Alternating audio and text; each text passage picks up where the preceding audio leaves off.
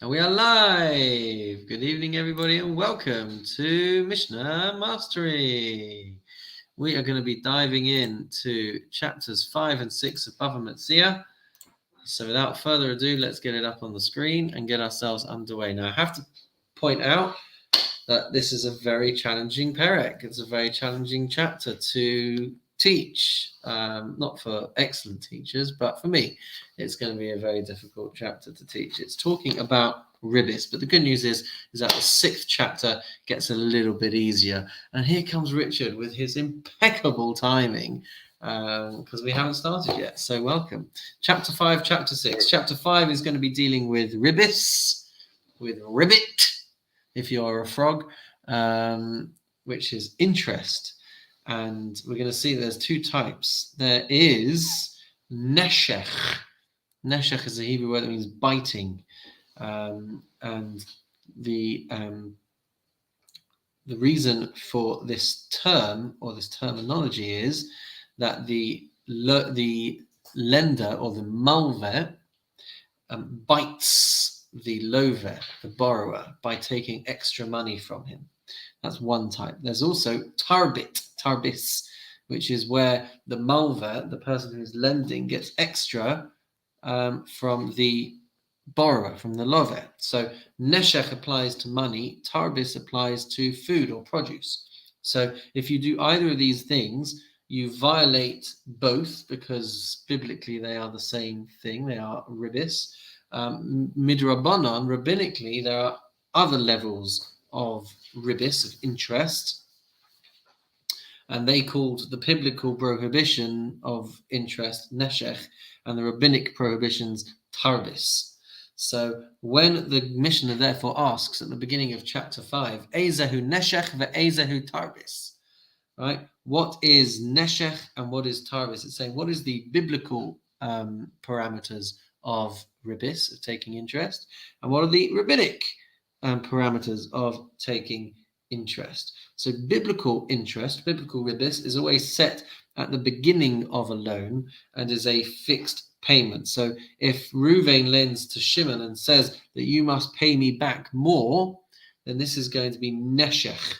And if the interest is not fixed, then it's unclear whether it is ribis biblically, but it's going to be forbidden rabbinically. So this is going to apply to loans, not to sales, because if there are variables with regards to sales, that's not going to be biblical interest. So it's going to be direct loans, but not indirect loans. They are not going to be forbidden biblically. So the Mishnah is going to ask, Ezehu neshech, first of all. What is neshech?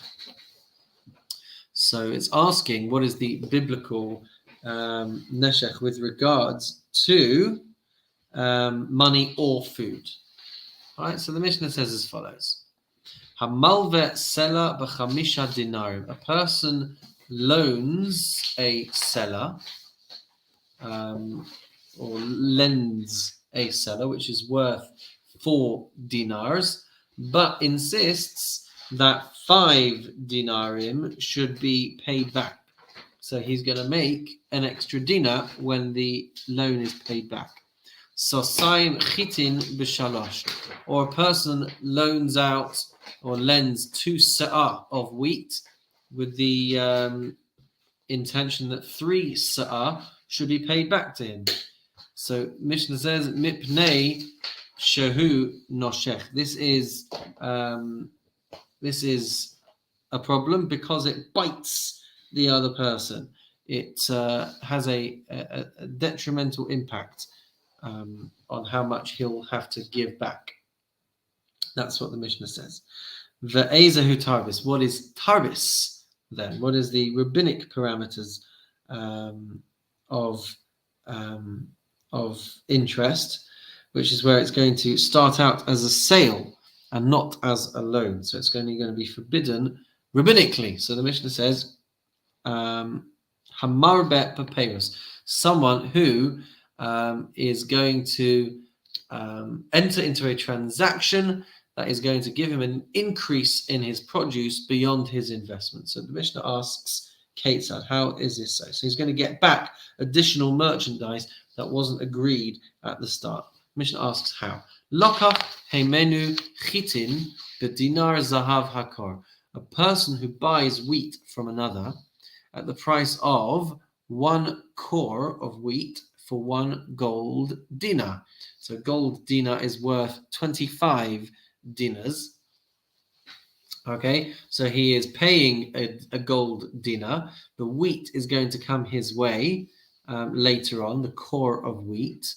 V'chein hashar, and this was the market price at the time when he bought it. The market price was that you could buy a core of wheat for 25 dinars. Amdu chitin b'shloshim dinarim.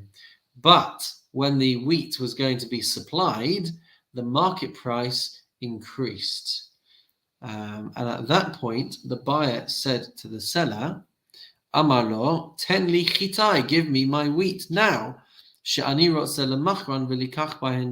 what I want to do is I want to sell it and I want to buy wine with the money.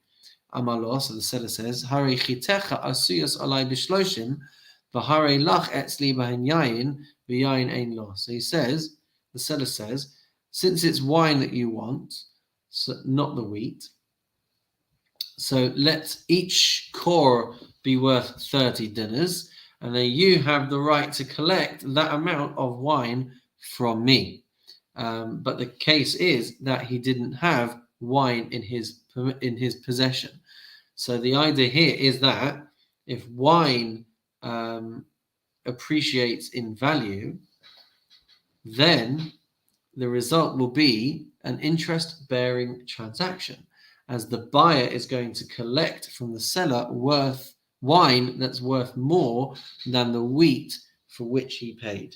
So he made a deal. So he made a deal that he was going to get his wheat, he was going to get the merchandise later on, but over the course of the year, the price went up. And so the seller will accept the higher price, but he will give him something else worth the same in the slower time frame. So Reuven is not going to get the wheat, he's going to get wine. And Shimon, the seller, is asking for a delay on the wine while paying more. And so this is going to be a loan that was essentially worth 25, but he is paying back 30, and that's going to be forbidden midrabanan. I hope you got that. If not, come back in a few years' time and we'll cycle over it again. Or do additional research to really get to the grips of it. Mishnah base. Hamalva es chavero, one who lends money to another, lo yadur b'chatzeiro chinam. He may not may not dwell in the borrower's courtyard free of charge. So the idea over here is that if you lend some money to somebody, and then you get favors, get special treatment because of the loan, that's going to be an appreciable value, which would be considered interest.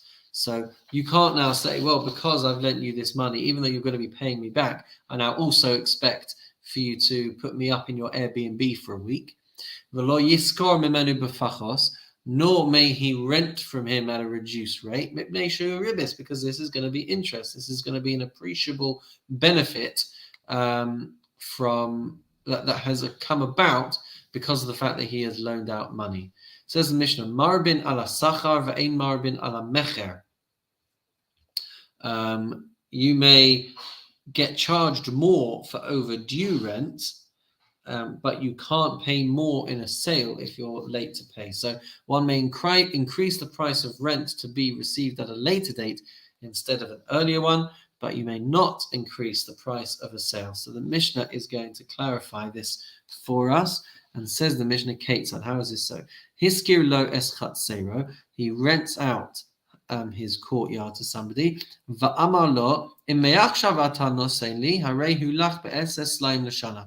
If you pay up front, then it's going to cost you 10 slaim for the year. Ve'im shal chodesh b'chodesh, b'sel l'chodesh mutar. But if you say that if you're going to pay by month, then you're going to pay a seller a month, and you're going to therefore make 12 slatim over the course of the year. Mutar. The Mishnah says this is an acceptable way to conduct business. This won't be ribis. Machar lo es sadehu, if you sell your field, va'amar lo emei achshav atanosenli, if you pay me now, harehi shalach be'elev zuz, I'll give it to you for 1,000 zuz. In lagoren, but if you're going to wait and pay me later in the year when it's the time of harvest, then b'shnei masar maneh, then you're going to have to pay me 1,200 dinars. Then the Mishnah says, so this is forbidden. This is going to constitute as ribis. Mishnah Gimel, which is going to be dealing with a sale, which may turn into a loan if he can't meet the payment. Says the Mishnah, Machar lo es hasadeh, he sells a field. V'nasan lo mixas damim, and the buyer gives some of the money to the seller. Va'amar lo, emasai shetirtza have ma'os v'toles shalach. So the seller says to him, whenever you wish, bring the rest of the money and take the field at that point. Says the Mishnah, that's going to be asa, meaning it will retroactively be yours. So you can take it then, but it will retroactively have been yours since the initial payment. But until that time, no one can eat the produce. So if the borrower pays, if the lover pays, it means he owned it, and the malver, the lender, can't eat it. But if he would eat it, then it would look like he lent the rest of the money, which the borrower is paying back, along with a year of produce. And if he doesn't pay back, then he can't eat the produce. Otherwise, it's going to look like ribis as well. Hilvahu al sadehu. If he lends money to another on the basis of the field being the guarantee. Va'amar lo, im iyata nosen li mikan va'ad shalosh shanim harehi shali. Sorry, I think all that preamble that I just gave might have been about this case. I'm not sure. Let's see. So you're lending money and the field is the collateral. And he says, if you don't give me... Is she awake? Thank you, Mary. It's going to take you time. I don't know when she's going to settle. And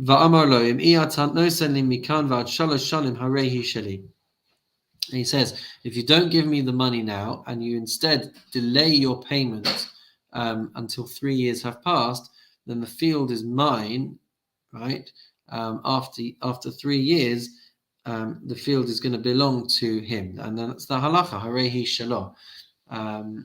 And indeed, it will belong to him. So he can do that, even though the produce is going to go to a third party. So what's the deal? So he's lending money. The field is the guarantee. And if you don't give the money after 3 years and the field is going to belong to him, then that's going to be okay. And this is indeed what Baitas ben Zunin would do with the consent of the sages when he lent money. So he was a rich man who used to lend money, and he would say that if you don't give me the money when you're expected to pay, and instead you delay your payment, then the field is going to belong to him. Says the Mishnah Daled, talking about a basic difference between liabilities for a deposit and a loan. It's going to depend on who has full responsibility with regards to paying these things back. So if a person has lent or owes money as a loan, then they have full responsibility for the money that's in their possession. If it's a deposit, then there might not be necessarily a full level of responsibility, because if something happens to that money while it's in your possession and it was beyond your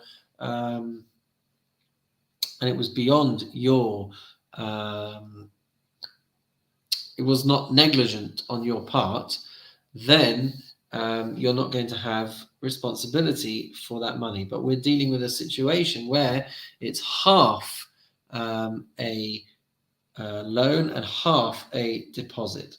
So the Mishnah says in Mishnah Dalet, Ein moshivin chenvani lemacha sitz sachar. So you can't make a deal with a shopkeeper for half the profits. So it's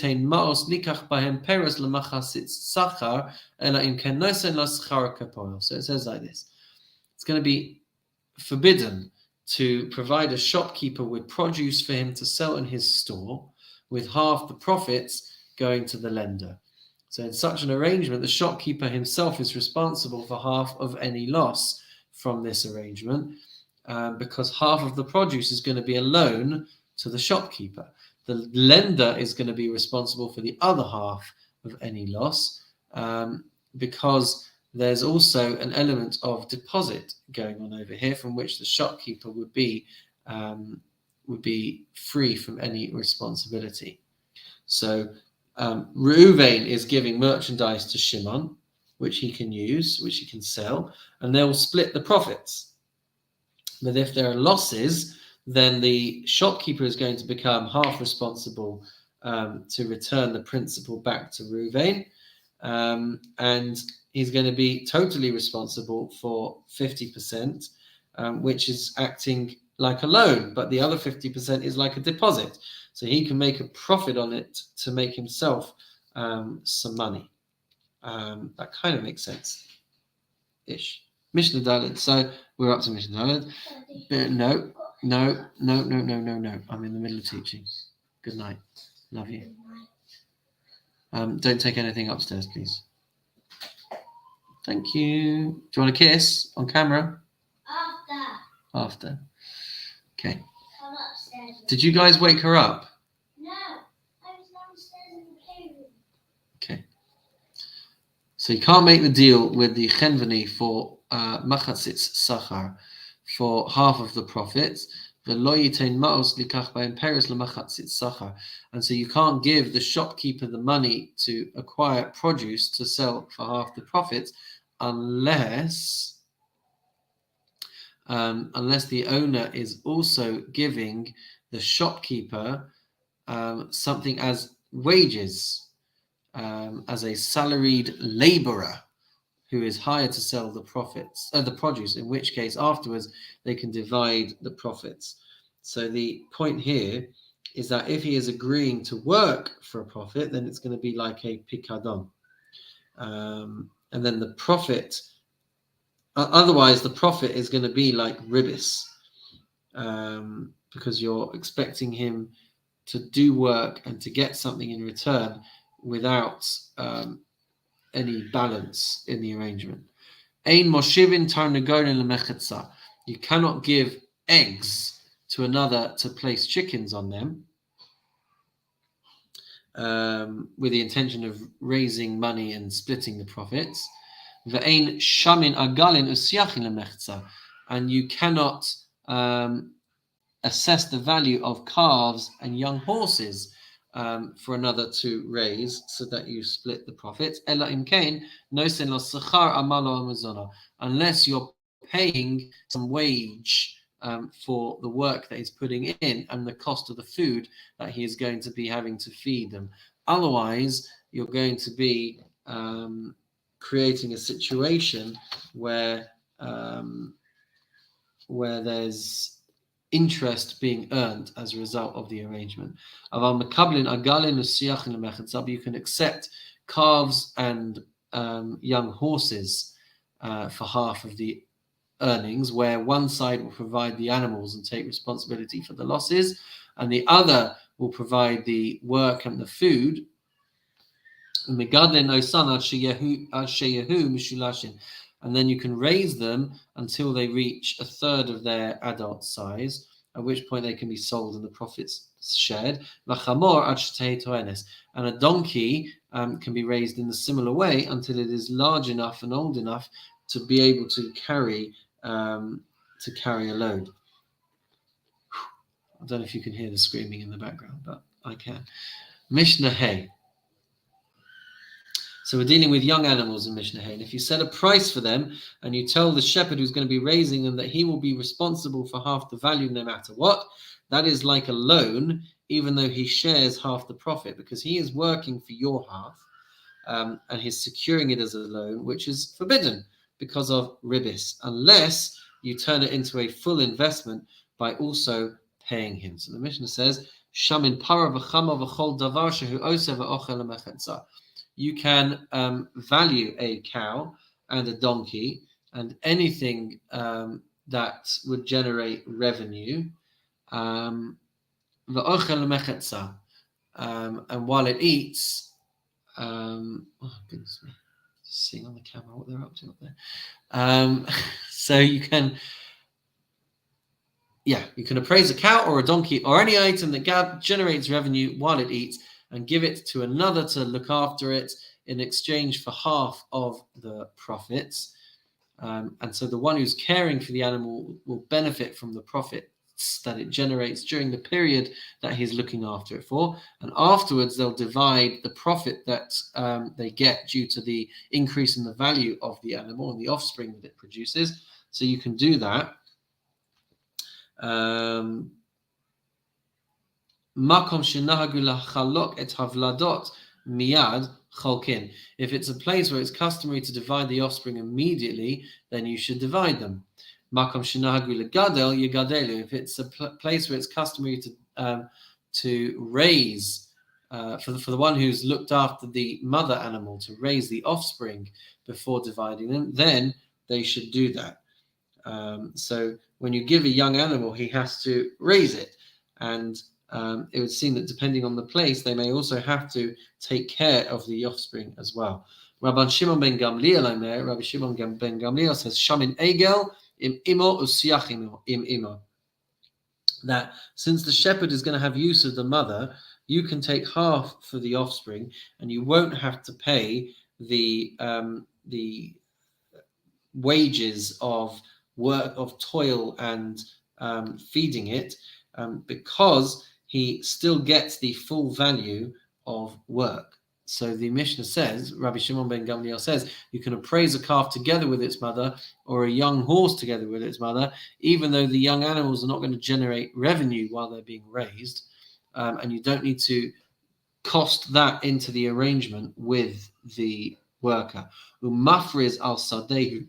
The Mishnah says you can exaggerate the value of your field if you are charging rent for your field, and you don't need to be concerned about ribis. And so that gets explained further in the Gemara, but essentially it's not extra payment because of the loan, but rather because of the investment which will improve the land and warrant a better rate of return for the owner. As I said, for me, this stuff is extremely complex and complicated. I'm sure you're all getting every single thing, especially Richard with his legal background. Even though I have a legal background, clearly it's not sufficient enough to carry me through chapter 5 of Maseches Bava Metziah. Mishnah 6, Mishnah Vav. Ein mekablin son barzel mi Yisrael. One may not accept son barzel from a Jew. So essentially, son barzel means an iron sheep. And it's a halachic term for, as we see on the screen here, guaranteed investment. So, in other words, the terms of the transaction dictate that the one accepting the item takes upon himself complete responsibility to repay its value in the event of depreciation or loss, but receives only part of the profit. So one may not accept from a Jew something to raise, like animals to raise or other items to care for, as a guaranteed investment. Meaning that you wouldn't be able to tell this person that he has to pay full value even if the value goes down.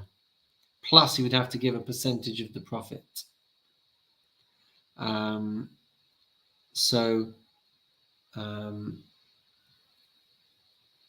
So the idea is that you're giving them something which should be guaranteed to maintain its value, just like iron wouldn't reduce in value.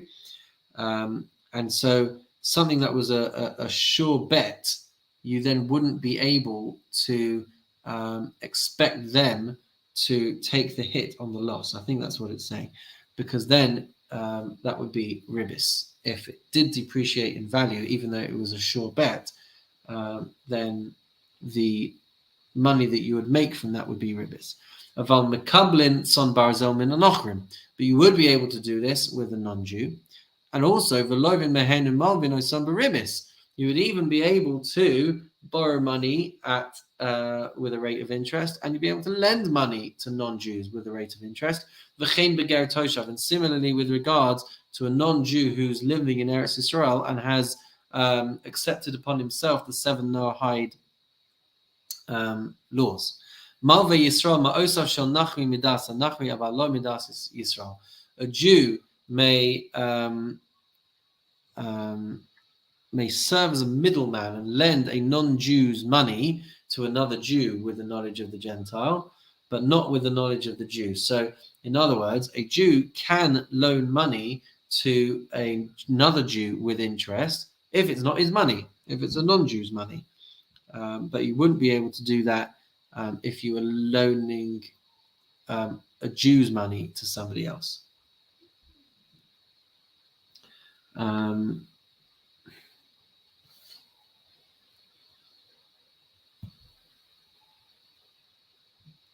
Miri, do you want to just leave her and let her scream for a bit?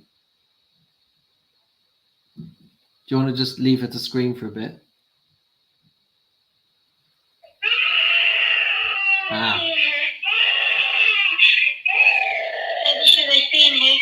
You don't have to. You don't have to if it's taking forever.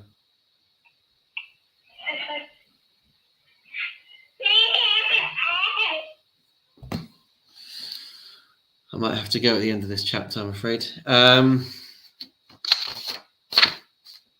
Okay. Mishnah Zion.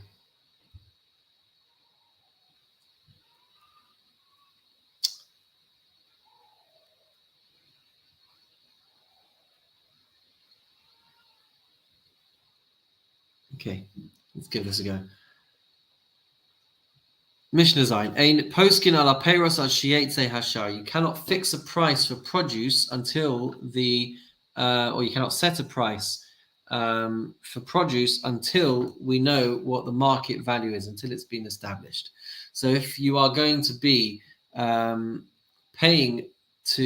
someone's going to be paying for produce to be delivered at a later date, then you may set a price that is too low, below market value, and the money paid in advance would be considered as a loan. And if the initial payment was lower than the market value, then delivery of the produce and expecting the extra delivery of the produce, which is worth more, will constitute as ribis, will constitute as interest on the loan. Yatsa Shar Poskin Va'afapi She'ein Lazeh Yesh Lazeh. Once the market rate is publicized, then the seller may set a price, even if the produce is not yet in his possession. And the reason for this is that even though the seller does not have any of the produce, someone else does have the produce, and therefore the seller could theoretically acquire the produce at the price that he has set. So since it is available, he could, in theory, have it at that price. Hayahu t'chila lakotzrin. If he was one of the first to harvest his field before the market price is set, posek imor al hagadish. He can set a price with the buyer as he wishes, because the produce is already in his possession. So even though there's no market value, he has the produce and he can set his own private arrangement. And the same would be for a large basket of grapes, which is prepared for pressing into wine. Or for a vat of olives, which are prepared for pressing into oil. Or for clumps of clay that are going to be used for by a potter. And for plaster, which is nearly finished being manufactured. So even though the processing is not yet finished, it's almost finished. So it's been baked in the kiln, and so even though the market value has not been set on these things, he may nevertheless set a price for their eventual delivery. Continues the Mishnah. Person can set the price for manure at any point in the year, because manure is always going to be, or fertilizer is always going to be available, even if he doesn't have any right now. Rabbi Yossi Omer, ein poskin ala zevel, ela im kein haisa lo zevel ba'ashba. Rabbi Yossi says he can only set the price of fertilizer only if he has some in his possession. V'chachamim matirim, but the chachamim would seem to permit this at any, even if he doesn't have it in his possession. Although it would seem that might only be in the summer months when everyone puts their fertilizer out to dry. Uposek imor kashar hagavoha, and you can set a price with the buyer at the highest rate. Rabbi Yehuda Omer, afal pi shelo pasak imor kashar hagavoha. Rabbi Yehuda says even if he didn't set a price with him beforehand at the highest rate, Yachol Lomar, he can say to the buyer can say to the seller, Tenli chazeh or tenli maosai, give me the produce at this rate or give me back my money. So since he has not formally acquired the produce, if the price changes, then he can withdraw from the transaction. The sale is effective only upon the delivery, and so he can just take his money back. Mishnah Ches, a person may not loan produce in return for produce because the value may change. So, Malve Adam esarisav chitim b'chitim lezera avalo le'echol. A lender can lend wheat to his sharecroppers in exchange for wheat for the purpose of seeding. So he can lend them a quantity of wheat which they can use to plant in the field. And at harvest time, the sharecropper will add the amount of grain that he borrowed to the landowner's portion of the yield. However, he may not lend wheat for the sharecroppers to eat and to then be paid back with the equivalent quantity, because if the price of wheat may rise, then this is going to constitute ribis. This is going to constitute interest. The arisin, an ores is a sharecropper. He works for a person and he gives a percentage of what he harvests back to the owner. So that's the arrangement that a sharecropper has. Shahaya Rabban Gamliel Malve Esarisav Chitim Bechitim Lezera. Rabban Gamliel would lend his sharecroppers a quantity of wheat in return to be able to plant, in return for some of that wheat when it gets harvested. B'yokev v'huzla. And he would do that even if he was to make a great deal of loss. Or bezol v'hukra. So he would do that even if he lent it at a high price and then the price fell, or if he lent it at an inexpensive price and then the price would rise. In all cases, notel mehen kashar zol. He would always take it back at the cheaper rate.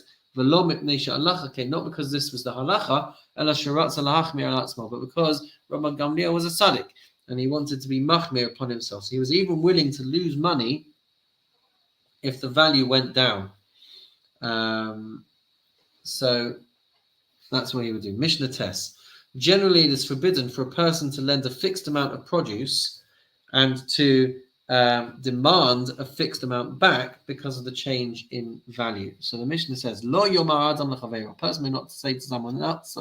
Person may not say to someone else, Halveini kor chitin va'ani eten lach lagorim, that you should lend me a core of wheat and I will give it back to you at the time when the wheat is brought to the granary, because the wheat may increase in value, which would mean that when he gives him back a core of wheat, it's worth more than the value of the loan, and therefore he would have paid interest. But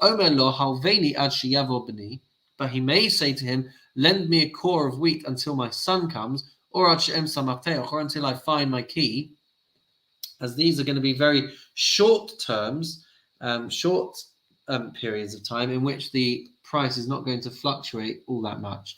But the Hillel also, Hillel would forbid even in this case. And similarly, Hillel would say, "Lo salva isha kika lechaverta al shetasenu damim." A woman may not lend a loaf of bread to another unless she first establishes how much it's going to be worth. Shema yakiru chitin, in case the value of wheat goes up. V'nimsu ubaros lidei ribis, and then they could be getting into an arrangement of ribis as well. Mishnah Yud. Says the Mishnah, Omer Adam lechaveiro, a person says to his friend, Nakesh imi va'anakesh imach. You prune with me, you help me prune my field, and I will help prune your field. Ador imi va'edor imach. You help me plow my field, and I'll help you plow your field. So you can make that arrangement, even though one job may be harder than the other. You can do jobs for each other, even though the value may be different. You shouldn't say, you come and help me prune my field, and I will help you plow your field, or ador imi imach, or you come help me plow my field, and I will help you prune your field, because the value of these two types of jobs are so different that the arrangement that you're making would encroach on the area of ribis. Kol yemei garid echad. All of the dry days in the summer are considered like one day, meaning even though the number of hours in a day of daylight time will fluctuate throughout the year, if it's during the dry season, even though you might be getting extra minutes or hours in your working day, nonetheless, it's going to be considered like one day's worth. And kol yemei revia echad. And the same with the rainy season as well. Even though there are variances in the number of working hours in daylight, they're going to be considered as one block. So, lo yomar lo charosh imi begarid v'ani charosh imach berevia. You come and help me plow. Charosh is plow. Yeah, you come and help me plow in the dry season, and then I'll come and do the same with you in the rainy season. Well, in one of those instances, someone's going to be getting a better deal because there's more hours in the dry season, and so they're going to be doing more, which is going to be encroaching into ribis. Rabbi Gamliel Omer, yesh ribis mukdemes v'yesh ribis meucheres. There is such a thing as prepaid interest, and there is such a thing as interest paid later. So there's going to be two more types of ribis that are forbidden. One is going to be a favor before a loan in order to get a loan, and the second is going to be that after a loan you give something else back other than the money which you've already paid. So the Mishnah says, Kate, how is this so? Nasan einav lilvos hemenu. You set your eyes on, or you have hopes of borrowing money from someone. And you send them a little gift in order that they should lend to you. Zohi ribis mukdemes. This is considered prepaid interest. If you borrow from someone and you return money to them, and then you go and send them, I don't know, big basket of fruit as a way of thanking them because they had to spend time without that money in their possession. Zohi ribis mucheres. This is delayed interest. Rabbi Shimon Omer, yesh ribis devarim. Rabbi Shimon says there's even such a thing as a favor with words, which would be considered as verbal interest. Lo yomar lo. Don't say to someone, da kiva ish ploni mimakom ploni.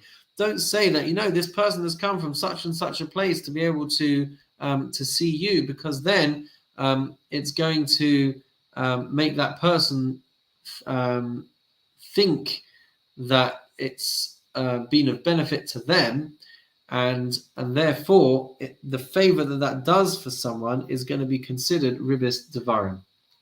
And finally, Mishnah Yud Aleph, the Torah lists the prohibition of ribis multiple times, and that's because there are many different parties involved in a loan arrangement who could be violating the prohibition of ribis. There could be 4 or 5 people involved.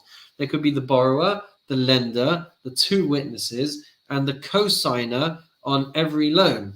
So all of these people could be violating the issur of ribbis. For elu over and below tasa, these are the people who could potentially be violating a prohibition of interest. Hamalve, the borrower, Hamalve, the lender, Malova, the borrower, the ha'arev, the co-signer, the ha'edim, and the two witnesses. That could be 5 people. The chachamim omrim, the chachamim say, afa sofer, even the person who is writing the shtar, is writing the document, could be violating ribis. Overim mishum lo sitain, the borrower and the lender could be violating on account of the pasuk in the Torah which says you shall not give your money with interest. Umishum bal tikach meito, and there's also a prohibition of do not take from him interest. So the borrower could be violating that. Umishum lo tihia lo kanosha, the borrower could be violating the prohibition of acting as an oppressor. Umishum lo sasimun alav neshech, and all of them could be violating the prohibition of do not place interest upon him. Umishum v'lipnei iver lo sitei michshol v'yarei samei elokecha ani Hashem, and the borrower could also be violating the Mishnah, the prohibition of putting a stumbling block before the blind, as the verse says, don't put a stumbling block before the blind, and you shall fear your God, for I am Hashem. Must have everybody on finishing chapter 5. The baby is quiet but not yet asleep, so shall we try and blitz through chapter 6 quickly? All right, and if I have to dash, then I have to dash, but chapter 6 is a little bit lighter for me, and hopefully we can get through it a little bit at a pace as well. How are we doing? Wow, it's already 41 minutes in. That's a long chapter. Mishnah Perek Vav, chapter 6. We're dealing with situations of hired workers and disagreements with the Baal Habayis. And she's crying.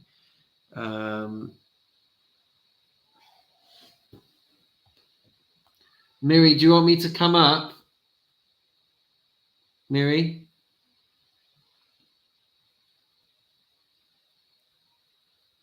Miri, give me a thumbs up if you want me to take over.